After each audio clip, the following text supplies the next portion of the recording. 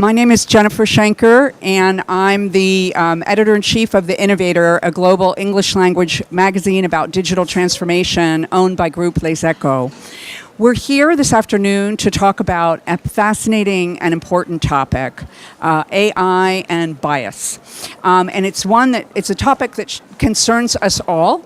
So I'm really hoping that all of you will be thinking about your questions and actively participate in the conversation after we have some initial panel discussion.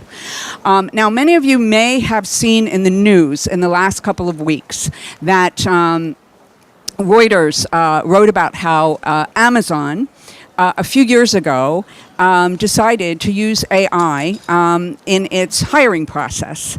And they were very excited about the use of the technology and really thought about it like, oh, we're going to feed 100 resumes into this machine and it's going to spit out the top 5 and we're going to hire the best candidates. Well, after a period of time, they realized, of course, that there was real gender disparity in the recommendations from the AI. And the reason for that was because during the previous 10 years, Amazon was primarily hiring men for the technology jobs. And the AI was simply reinforcing an historical bias. The reason for that is that AI is only as good as the data that it is fed. And so this particular case, and Amazon got kind of frustrated and ended up abandoning the whole program, was really a good illustration of the limitations of artificial intelligence. It's also a cautionary tale for lots of big multinational companies that are currently adopting AI into their HR departments.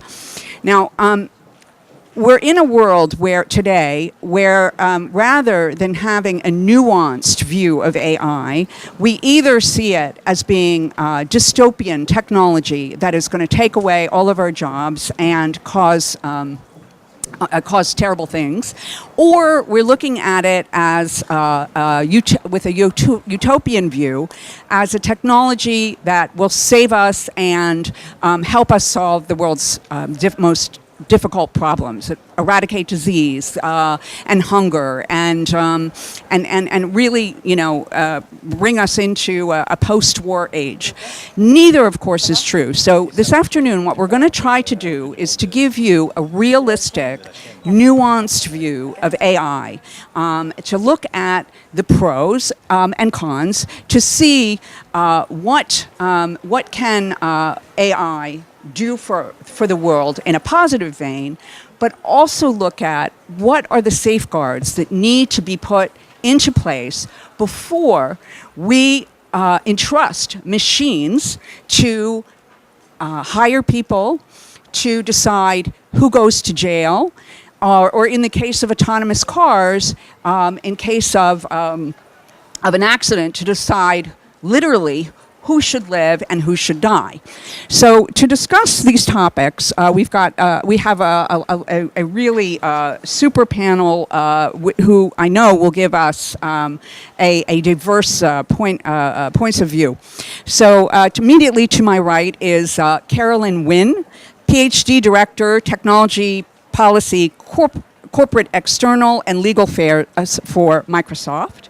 Next to her is Rahaf Harfoush, who digital anthropologist, executive director of the Red Thread Institute of Digital Culture, and an adjunct professor at Sciences Po.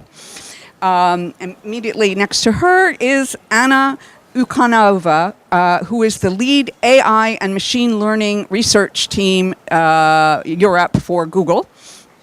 And next to her is Jennifer Salinas, Executive Director of Legislation Worldwide? Litigation. Okay, sorry, at Lenovo.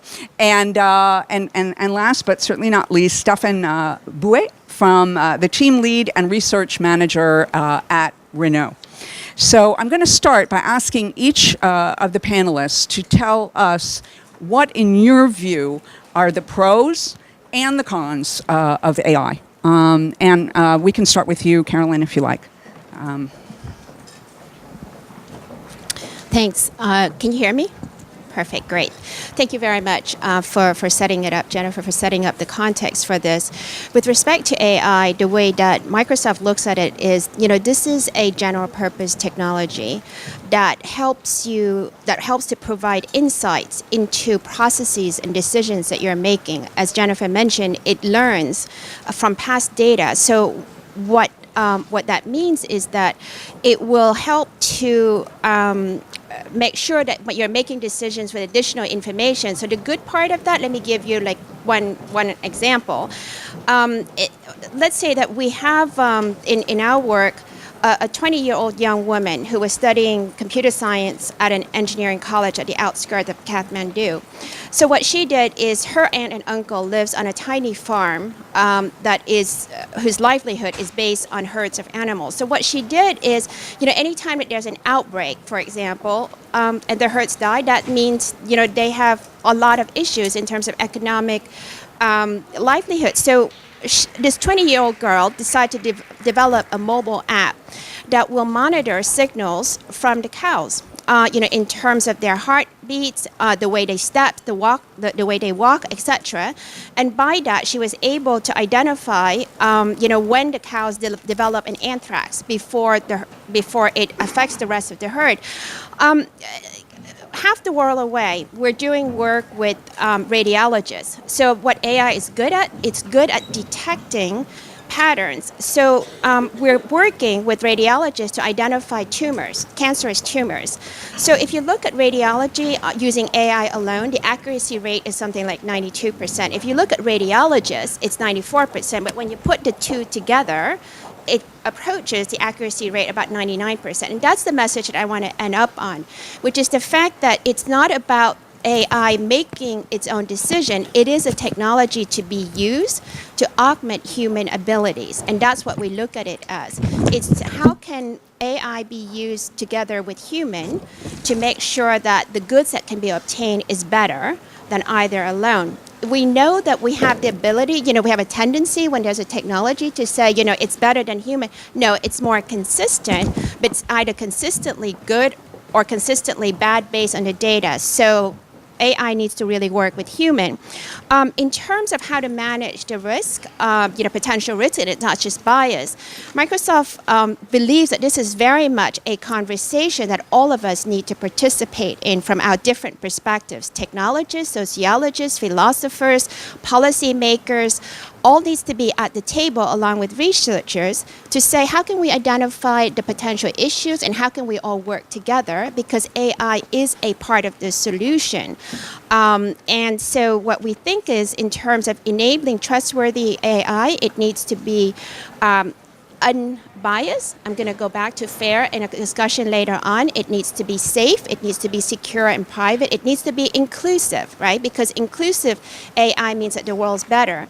And then underneath that is transparency and accountability. And those are the principles that we need to make sure that that AI can be developed in a way that is trustworthy. Thank you. Thank you, Carolyn. So I think that's a great segue to Rafesh, who's really going to give us kind of like the civil society point of view. Hi. So with the Research Institute that I run, we focus a lot on the cultural implications of a lot of this technology. And one of the things that we have often realized is that technology in itself is just going to be a mirror, and AI is just a mirror. So it's going to amplify back to us the best and the worst of the qualities that humanity has to offer. Humans are brave, and they can be self-sacrificing, and they can be very kind, and they can also be very cruel and judgmental, and they can be contradictory. They can also act against their best interests. And so AI just simply reflects those impulses back to us. So obviously on the pro side, it helps amplify actions like what Carolyn was talking about. So being able to diagnose medical issues quickly, being able to be very preventative. AI are now being used in countries around the world to help spot potential buildings that are at higher risk of fire. They're being used to spot disease outbreaks, to manage animal herds, manage agriculture. On the flip side, however, it's also being used, I feel, to exploit certain flaws in human behavior. We've seen after the Brexit fiasco, the 2016 American elections, how humans tend to like to listen to people that sound like them and look like them and believe the same things as them. And when AI reflects that view of the world right back at you, we end up seeing a lot of opinions being solidified into beliefs. And if you think that changing someone's opinion is hard, changing someone's beliefs is nearly impossible. And so I think often one of the challenges in covering AI is that we tend to either be too optimistic or too pessimistic. And human beings are complex. We're good and bad. So any technology that you are going to have is going to be abused and exploited by a certain group of the population and is going to be used to help by another segment. And I always say it's kind of like fire. You have a fire. You can have an arsonist who's going to use a fire to burn down a building, or you can have a fire to cook your food and to warm your house and to kind of keep you and your family safe. So what I would like to bring to this discussion, and what I hope we're going to cover with the rest of the panelists, is not just how the technology can be used. I also want to spend some time a little later on talking about what it means for our culture that we are now starting to use AI more than ever in hidden ways and invisible ways, and what values are we choosing as a culture to gain some of the benefits from AI, but more importantly, what are we losing? What are we deciding to trade in exchange for the convenience, in exchange for the relevance that we get from many of these services? Because I think what you'll find is that there are a lot of benefits. I'm very excited by much of the domain of AI. What I am worried about is not how the technology is going to be used. What I'm worried about is that we, as members of the human race, as citizens, are not spending enough time asking the right questions to be able to choose the tools that are going to help us with a level of intention, with care. Thank you, Rafesh. Anna, please go ahead and tell us your point of view. Thanks. AI indeed can help us to grapple with some of the toughest challenges in the world. It can provide solutions for complex problems in the fields like health, climate science, urban planning, and many others. Let me give you a few examples where artificial intelligence and machine learning systems have already helped us in some very specific cases.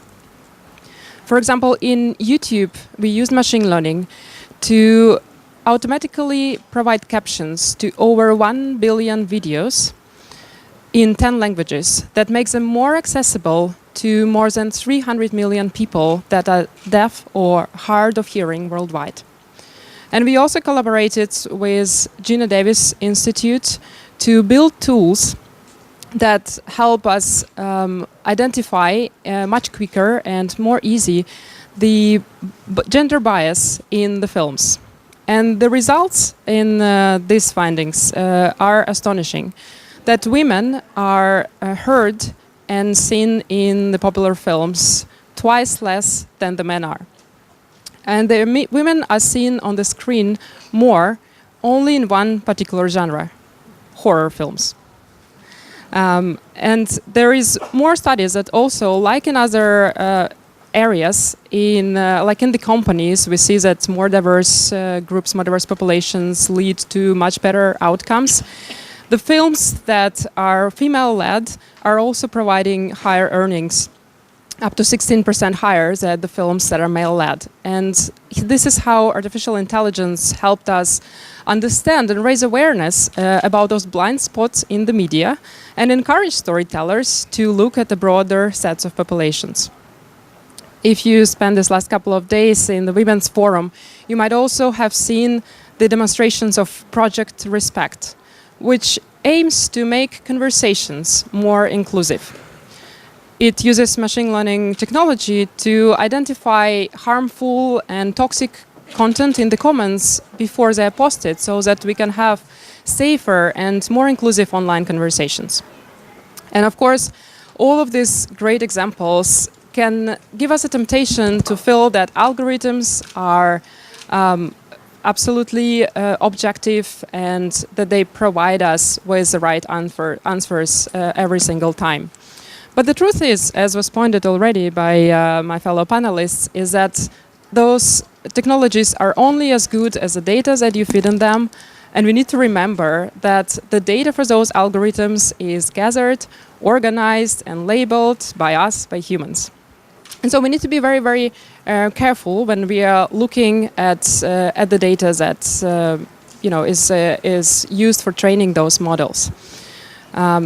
We also need to think carefully about the downsides of the technologies this could bring. On one side, it definitely can help us have more inclusive and fair outcomes than when we are using decision-making processes, which is just based on ad hoc judgment.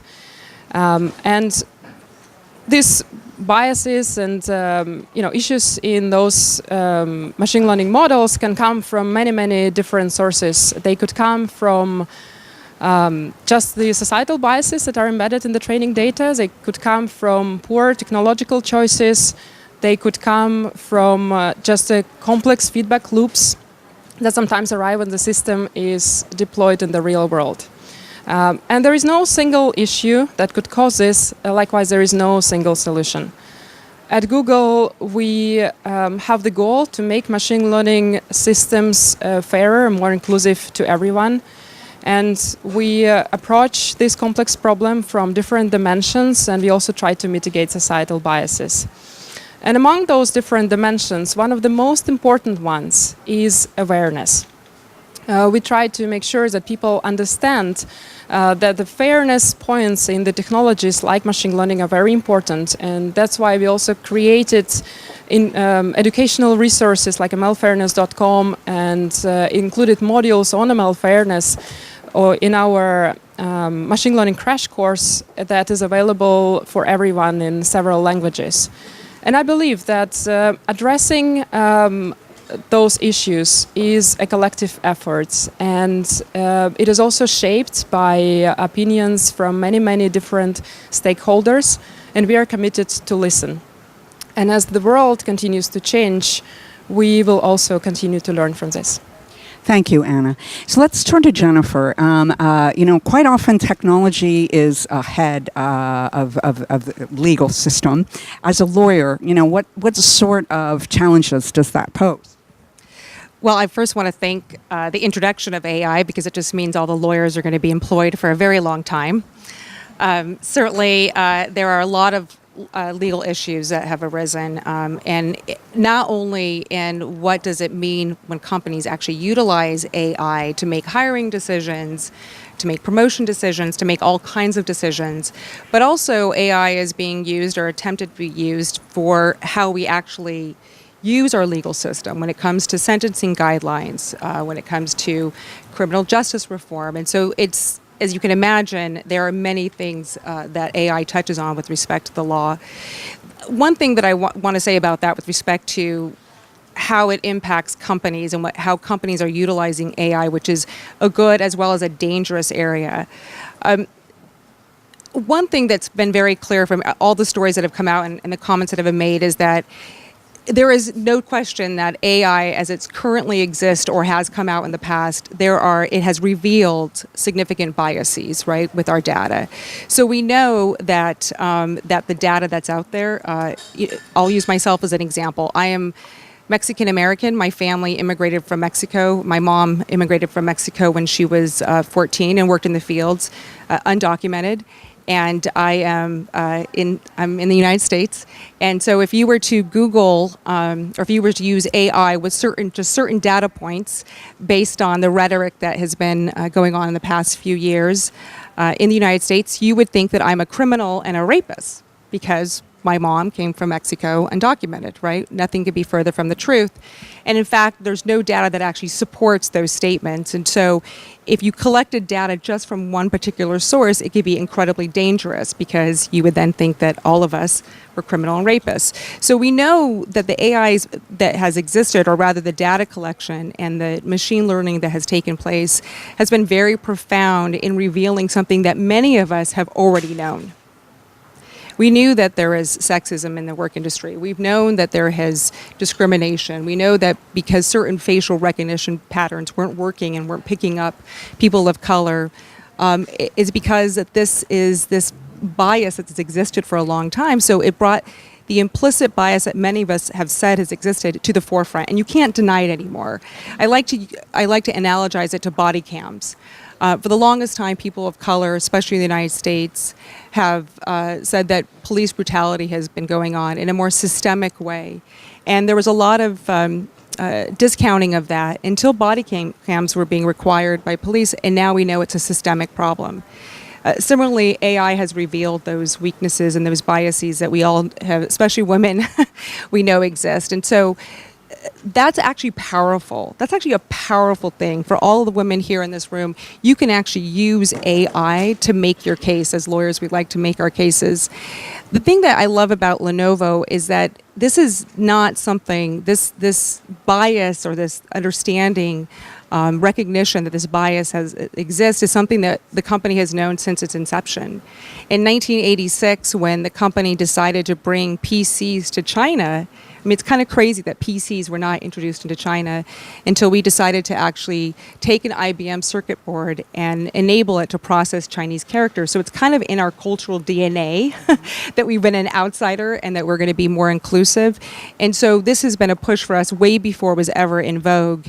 And we have been doing that continuously. When we bought the IBM PC line in 2005, we brought East to West, and we took a very intentional, concerted effort. And so that's how we've always approached things, and we will continue to approach things that way, and we certainly are in the way we are adopting AI. But legally, yes, there are many implications. I think the companies that are going to do very well in this field are ones that don't just say, oh, blame it on the AI, right? You have to be very intentional in making sure that it accounts for the things that we've just discussed, as well as other things. So I agree with Carolyn and what you said. It's augmenting a system that we already have, and it can be used as a powerful tool, but we have to make sure that we're incredibly intentional about what we do, and that we recognize that there are some serious risks and weaknesses in what we have. Thank you. And I think that's a perfect segue to Stefan, because we know, like every other auto manufacturer in the world is working on autonomous cars. And certainly that comes with a certain amount of risk and a lot of ethical questions. So tell us your perspective. Right, absolutely. Thank you very much. So our starting point is the vision of the Alliance. I'm actually representing the Alliance from Nissan Mitsubishi. And the vision is mobility for all. So our sandbox, so to speak, is mobility. We want to ensure to provide mobility to everyone. So when we're looking at AI, looking at the benefits and the drawbacks of AI, we look at it from this angle.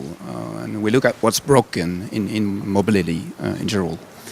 And it's pretty much a well-known fact. There's a number of very big problems with mobility right now. The first one is safety. We all know that it's a big problem. In the US, for example, I think there are 40,000 fatalities every year in cars, road accidents. In Europe, that's about 25,000. In Japan, it's about 4,000. It's a bit less, but as a manufacturer, we are selling 10.5 million cars a year, and we know that somebody's going to die in one of our cars. So it's really a big issue for us. Congestion may be less dramatic, but we are all suffering from it. I was looking up on the internet yesterday some interesting facts about this very place, Paris. We're actually spending 69 hours per driver per year caught in traffic jams in Paris. It's an awful waste of time. We all know about the impact on environment, the fact that we are polluting the environment with our cars, and transportation is roughly 40% of the total greenhouse gas emissions. Out of that, passenger cars is a significant amount. And then there are issues that are a little less dramatic maybe, but for instance, if we think about the impact of aging, you know that in mature markets, people are aging. And so they reach an age where they cannot drive no more. and they have no solution for mobility. They are still healthy, they want to move, but they cannot drive. So what do we do about those things? So that's really our starting point. What is broken with mobility, and where can AI help? And we know that there's a lot of things that AI can help with already today. Some, let's say, limited forms of AI in are helping drivers with driver safety systems. We all know that AI can help with avoiding traffic. We get some recommendations. We know when we should leave to avoid this big traffic jam. AI is also a very powerful tool for engineering. And now we have the ability to analyze massive amounts of data that we didn't have before. And that has a positive impact on for example, our engines, the efficiency of our engines, and many other things. But I think the most maybe interesting application of AI is still to come, and that is certainly the self-driving car. Because once you have a self-driving car, knowing that out of those accidents that I talked about at the beginning, roughly 90 to 95% are due to human error. If the car behaves better than a human, then we can really expect some dramatic reduction in the number of fatalities, which is a very interesting prospect. Of course, then the impact on the environment will be very positive. Of course, if you have well, it depends on what we call the autonomy level, but when we reach level 4 or 5, so that's basically cars that don't need a driver no more, then you don't need to have a driver's license. And it doesn't matter if you can drive. You can still use the car and move around. So all those things are potential huge benefits. Now, are there rollbacks? Are there other issues? Well, there are many. First of all, it's very, technically, it's very difficult to develop. But I think the one that many people have in mind, it's the so-called trolley dilemma. Sometime that will happen, that will be rare, but it's not improbable that the car ends up in a situation where there are just no good option. It could be, should I make a sharp left, crash on the wall, kill myself or kill my driver, so that I can spare the child who ignored the traffic light and jumped on the road? Or should I make a right and then I might kill the old lady who was walking her dog on the pavement? Or should I just brake, knowing that there's going to be an impact, and just praying for the kid to be just injured, and hoping that the car that's behind me is not going to rear-end me and kill its driver? So it's really the kind of situation that a human being doesn't want to be in, and that might happen. Again, that would be very rare, but it's not completely out of the. It's completely not improbable. So, in that kind of situation, if the car cannot handle it in a manner that is socially acceptable, that has some ethical grounding, and that is also legally at least defendable, then you can bet that some people are going to call the car a killer car, or are really going to be very aggressive in criticizing what we're doing. And obviously we don't want to end up in that kind of situation. So I think that's a great segue into the interactive part of our panel, because if we're going to talk about how AI is going to be applied to business, to government, and every aspect of society, we have to talk about ethics. And what many people may not realize is that we are literally at a point in time where it is possible to hardwire human ethics into the technology. Traditional technology standards groups are working on this right now. But the question is, there is no global agreement on human values. There are cultural differences, there are gender differences, there are many different things. So let's get the panel's perspective on how do we make sure that the right people are having, or enough people are having input into these questions, and that we're not handing mission control for humanity over to Silicon Valley.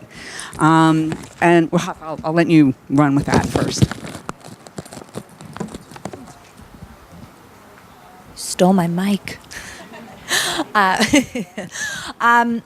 So I think ethics is often like a very abstract concept. So maybe a good starting point would be to just put that word aside for 1 second and instead focus on belief systems and what a society believes is right and what a society believes is wrong.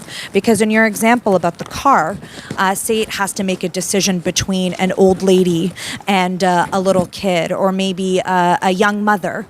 The decisions on which life to spare is going to directly reflect how we as a society value certain things, you know, a scientific contribution or the contribution of young mothers. And when you think of gender biases, I would often say that in many cases, even today, without technology, many of the contributions that women make in the home as caretakers and caregivers, a lot of those labor, you know, sort of that aren't necessarily tied to GDP, but a lot of those labor contributions are not valued in the same way that other economic activity is.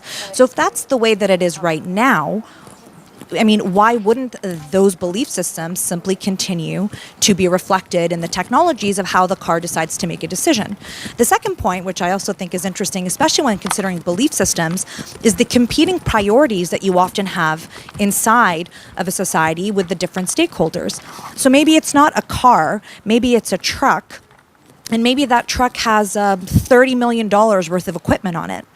And that truck has to decide, is it going to protect its investment? We live in a society that highly values shareholder value. So is it going to protect its shipment, or is it going to protect that one pedestrian? And so, again, I don't think this is a sort of like this is a right or this is a wrong thing. But I think it's super important for us to be very clear about the worldview that we want. So are we going to, are we going to value gender equality? Are we going to value contribution from both genders? And I'll give you a super, super quick example about how these belief systems can manifest. And I'm going to use a very sort of niche example, which is the dairy farmer market. There's two examples of two companies that are using AI to increase milk productions from their herds, okay? The first is a Netherlands company, and in the Netherlands, they really baby their cows. They like to manage the herds, like to make sure that the cows are doing okay and they're in good health. So they used AI to have sensors to be able to highlight any abnormal behaviors that these cows could exhibit, indicating that it might be sick and not feeling well. And as a result of that, they're able to predict, to take better care of the cow, because that is the value that they have, to take individual care of each of these animals, allowing them to scale that level of care. So as a result of that, they were able to prevent problems before they developed, and they were able to increase their milk production. Another company, don't even need to say from where it is, they wanted to increase milk production by realizing that they could get the cows to become pregnant more often, and even though it would result in the earlier death of the cows, because it's very strenuous on them, the milk production would increase in a way that was more profitable. So two value systems both got to the end goal of increasing milk production, but very, very different underlying beliefs and underlying ethics about how they were to go about that. So, Jennifer, go ahead. Yeah, I'm always fearful when I hear something's going to be hardwired, because I just don't think there's any kind of perfect system. And completely with what you're saying, whose ethics are you going to actually include in the process? That being said, I do think we need to do something, right? Because where we're at right now is people are there's guidelines and there's good practices, but nobody's promulgated anything about what is actually a good practice. And I do think it's going to be varied, and I think we need to be okay with that.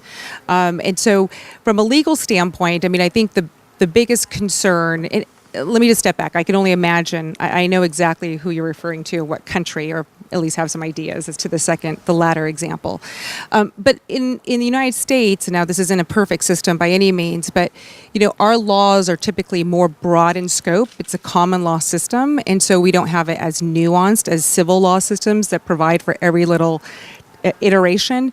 And perhaps starting with a broad brush statement about what are good practices that we actually can have as part of a standard, not good practices and guidelines, but an actual standard so that people can measure it. So for example, if you're going to develop AI, that you make sure that you have all the different it's reflective of the community it serves, and that will obviously vary depending on the particular community. I mean, I think that's the best you can get. It's interesting that you brought up the truck driver situation. I actually was in a horrific car accident 6 years ago. A truck driver decided to veer to our car instead of going off to the other side because it would have actually destroyed his semi. So I thought about immediately, like, well, we still have that problem now, right? AI is not necessarily going to solve that problem or make it worse because it currently already exists. So I just want to make a comment about that. But in any event, I think it's needed and we will just continue to perfect it. But we just can't stop it. We can't just say, oh, throw up our hands, this is too much, because we have such diverse thoughts and views, and where do we start? I think that's a great point. And so then, Stefan, I'd like you to jump in because, I mean, will car manufacturers have to tweak their algorithms depending on which market they sell into? Because, again, going back to your point about cultural, guidelines that adapt to cultures and geographies. Right. I think maybe the most important point for us is first to really establish the roles and responsibilities. We think that we should not be the ones to take unilateral decisions on how the car should behave, and so all those discussions that are happening outside that we are obviously contributing to and participating in, but all those discussions are very helpful, and we're really happy to see that happening. That really is the first thing. Now, in terms of will we have to adapt our cars to different requirements? It's already what we're doing. I mean, market adaptation, we're doing that all the time. It could be packaging options in a different way depending on the region, but it could be having a brand that we only sell in a few countries, and that's an example. So it's really market adapting to a market is really business as usual for us. Now, of course, it's always a good idea to try and find commonalities. And we do think that although there are very stark regional and cultural differences, there are also some common, common grounds, common patterns that we can see. I don't know if you want me to develop that, but in terms of ethics, you have a number of schools. You have those people who talk about virtues, then you have people who talk about rules, deontology, and then you have people who are inclined to thinking about the consequences of your actions. Those are the three main schools.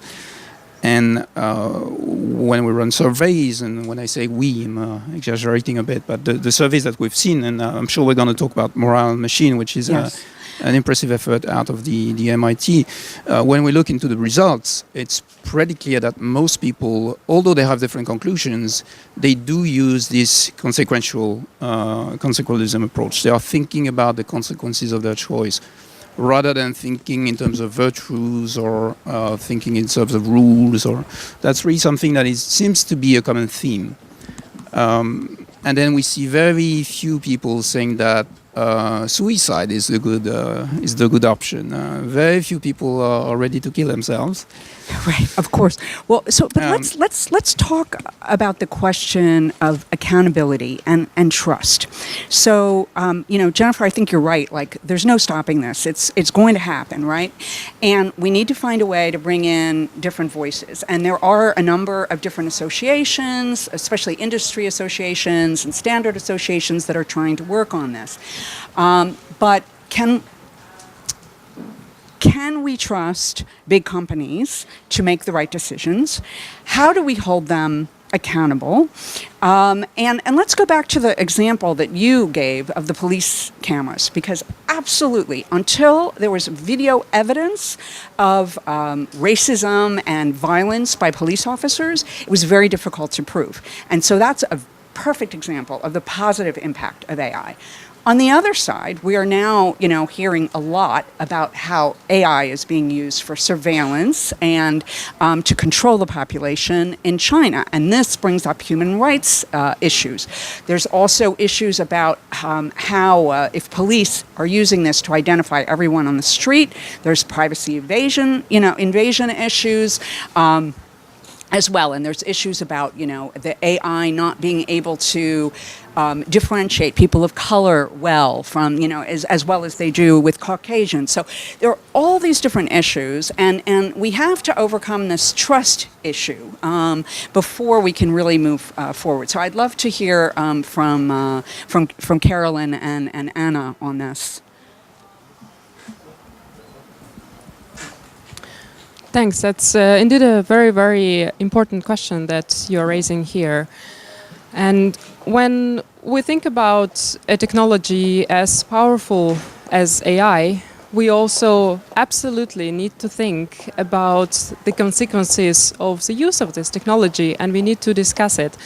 And we know that the way we would develop and implement those technologies today might impact the society for the years to come. And as one of the leaders in the AI field, we take this question very, very seriously, and we feel a deep responsibility to get it right. One approach that we've taken is to release our AI principles that provides a set of guidelines of how to develop AI and how to use it responsibly. There is AI principles, and there is also the guidance on responsible use of AI, responsible use of AI practices. And it's not only theoretical guidance that we have released, it is in fact a set of very practical instructions for everyone to follow if they want to use this technology responsibly. And we've shared those principles openly, and I would really love to see everyone drawing upon those principles or developing their own ones if their industry in particular requires additional things that needs to be considered, given some of the constraints that they might have. One issue that you also bring up is the issue of trust. And it is a very important issue. The trust of the users, the trust of the society is equally important for big corporations as it is for the users themselves. One way we are trying to really involve everyone into those discussions and to have all the stakeholders express their opinions is, first of all, through releasing our research findings and presenting them at scientific conferences, publishing the papers with the latest algorithms so that everyone could benefit from this technology. I do believe that in research field it is really important to build on each other's discoveries, and this is the nature of research. I'm a former researcher, and this topic is really close to my heart. As well as we welcome external opinions by inviting faculty from different academia, having discussions and inviting ethicists to really work together with us to develop those principles of using the technology. And I'm really happy to see that many companies started doing this. And I think raising these questions really encourage us to think deeper and deeper of how we really approach it and which changes we need to make now to make sure that in the years to come, we really have a bright and safe future. Thank you, Anna. Carolyn, and then I'd love to have your point of view. Sure, thank you so much for that. So with respect to trust and ethics, absolutely, it's not just the technology company's responsibility, but it's everyone's responsibility. And, with respect to ethics, I think reinforcing something that Jennifer said earlier, which is, and you yourself, which is ethics is very much a social cultural construct that is also context dependent. So to say something, for example, that it should be ethics hardwired in, I think is really thinking about this the wrong way, because does it mean that Western schools of thoughts and philosophies would be built into the technology that would be deployed everywhere? So I think that's why we think about this in terms of what are the characteristics of the system and the technology that would enable it to be trusted. So we use the term trustworthy. And from that perspective, you bring up accountability, etc. But at the end of the day, the question is for the people who are designing the technology and using the technology and deploying the technology and maintaining the technology, are they aware of all of these issues and questions? It is everyone in the value chain. It is every stakeholder in terms of technologists, sociologists, business people, policymakers. So from that perspective, when Microsoft first started looking at AI, we formed partnership on AI, which is something, it started out, and this is really great because at that point in time, it was the companies who were most advanced in AI technology. So the responsibility was taken right up front to say, how can we work together? The full title of the organization is Partnership on AI for Better Society. And since then, the organization has grown to about 70 different organizations throughout the world that included a lot. For example, the American Civil Liberty Unions and many other NGOs from around the world, as well as from different countries, including companies in China. How can we work together under these principles to share how we're all, addressing them? So this brings up a second point, which is you mentioned standards. Right? To the point that says there shouldn't really be a given school of thought specifying what should be done. I think standards, and I think Jennifer mentioned this as well, is great at being able to raise the awareness that anyone who's involved in these technologies need to be thinking about these issues, but not necessarily what you should do. And this brings me to the point, we talk about fairness fairly glibly. So let me give you some examples, right? The example that everyone talks about is, for example, when you're doing search on CEOs in the US, actually all around the world, what comes up usually often is pictures of white men. Well, because that's exactly the current situation. So let's say that if we jiggle the search results,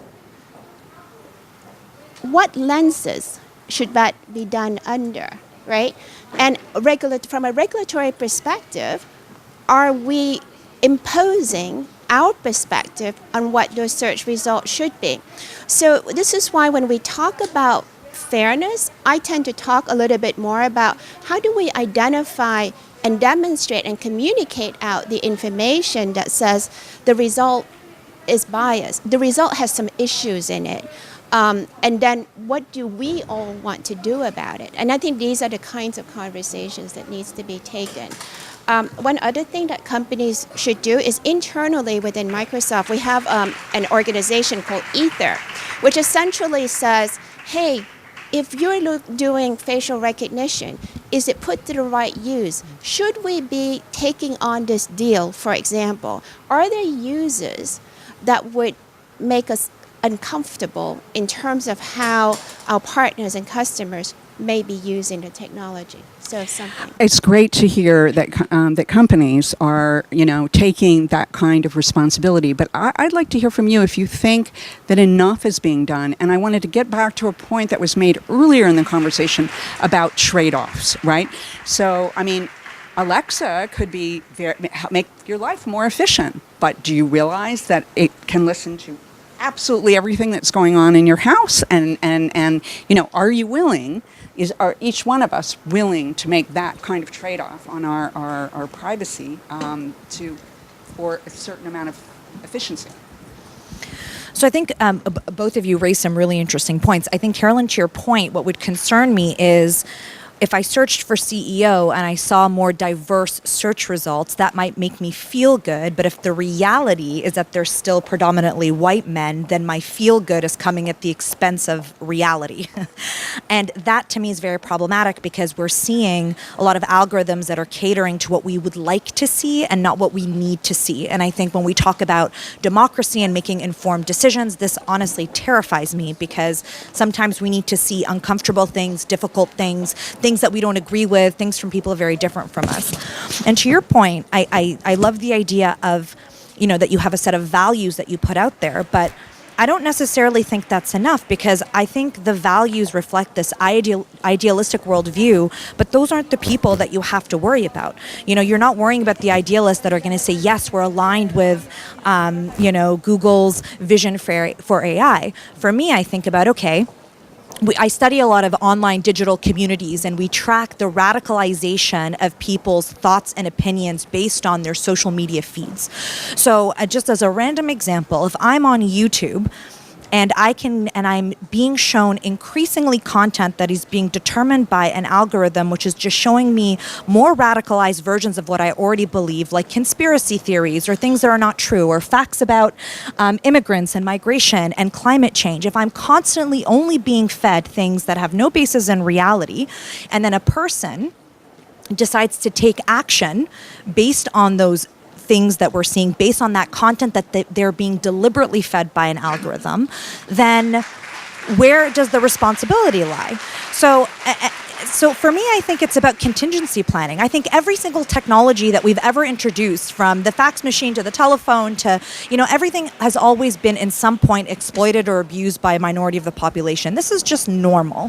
So why don't we just say up front, these are the contingencies, and we're going to be ready for them because we know they're going to happen, instead of waiting to see, until someone breaks it or takes advantage of it or exploits it, and then suddenly everyone's scrambling for a solution where we really should have seen this coming. And the last point I'll make is that this idea of personal relevance, we are making decisions based on the personally relevant things we're seeing, where we are valuing personal relevance over the truth, and that is a cost.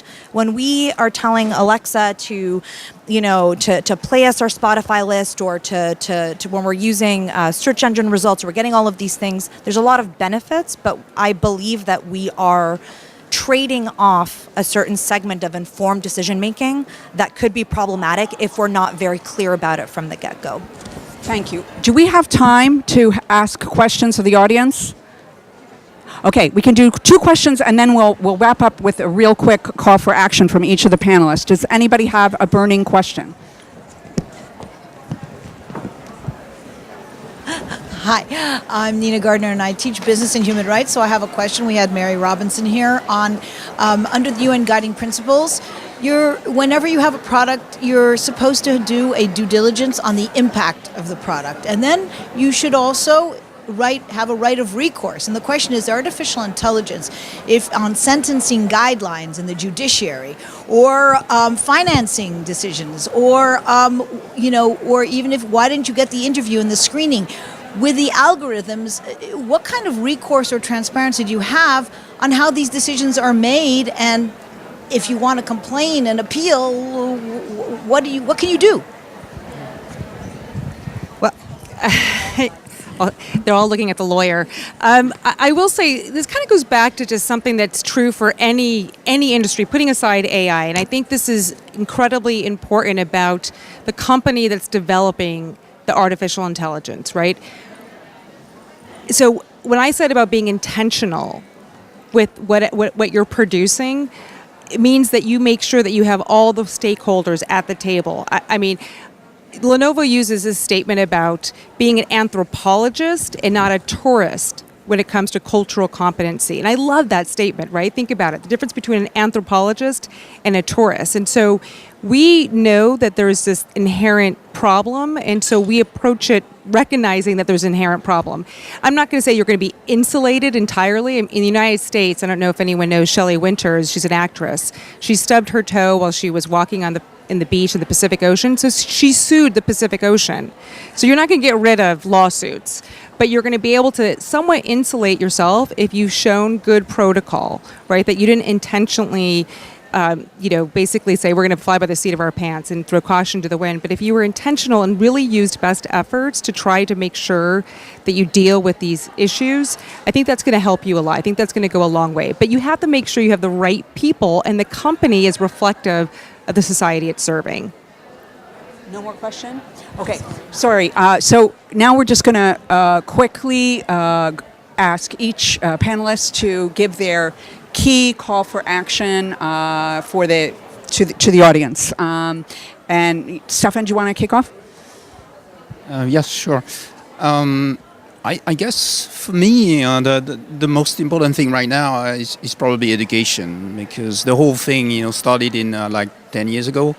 It's really fresh, and a lot of people do not know about the issues. And there are industries like the auto industry, where, of course, we are shifting towards more IT, more software. The culture is changing, but still a lot of people have a limited understanding of what's at stake, what are the technical issues, the legal issues. So it's very important to, first of all, get informed ourselves and to communicate, to educate inside our organizations. Okay, thank you. Just, bullet point. Understood. Succinct. I ask all of these women to go back to their companies and ask them, how are women's views reflected in the AI that they're creating? I think that's critical and should be done. Thank you. Anna? I would encourage women not to shy away from AI technology, but instead use this as an opportunity. While the field is still in the pretty nascent phase, let's all deep dive and claim our seat at the table. The more diverse voices we have at the table, and now I'm not speaking only about women, but about all the minorities, all the people with different kinds of backgrounds. The more the diverse voices we have at the table, the more likely we are to have a successful outcome with dealing with bias. And this is as true for machine learning as in all facets of our life. Thank you, Anna. Challenge yourself to be uncomfortable and look for information outside of your bubble. Seek it out outside of the algorithm. Find people you don't agree with, find people that make you furious, and at least just have an idea of being able to be uncomfortable with some of that information. Thank you. So we launched within the Women's Forum an AI and women. So what I would challenge you all to think about is how women can empower AI, but also how AI can empower women. Bravo. Let's have a nice round of applause for a terrific group of panelists.